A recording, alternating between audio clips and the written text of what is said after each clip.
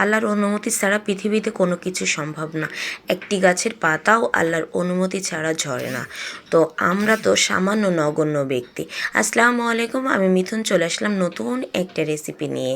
এই যে আমরা পটলের খোসাটা ছাড়িয়ে সুন্দর করে ভিতরের যে খোসা পাতি যা কিছু আছে বের করে ফেললাম। এদিকে আবার করলা ভাজিটা বসিয়ে দিয়েছি, ভাত হয়ে গিয়েছে। এর ভিতরে শুটকি ভর্তা করব। এই পটলের খোসার ভিতরে পেঁয়াজ, কাঁচামরিচ, ধনেপাতা, তারপরে বিভিন্ন রকমের যত মশলা আছে, চাট মশলা, আমি আমার মতো করে মশলা দিয়েছি, আপনি আপনার মতো করে দিবেন।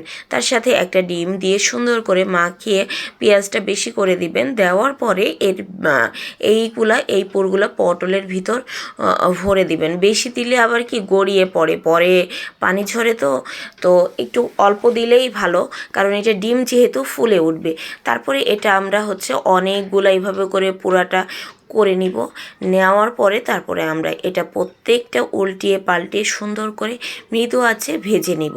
মৃদু আঁচে ভাজা হয়ে গেলে এটা শেষ কাজ, আর কিছু না। কিন্তু খুবই মজার একটা যা আপনি খেলে বুঝতে পারবেন। এটা ট্রাই করে কমেন্টস বক্সে জানাবেন।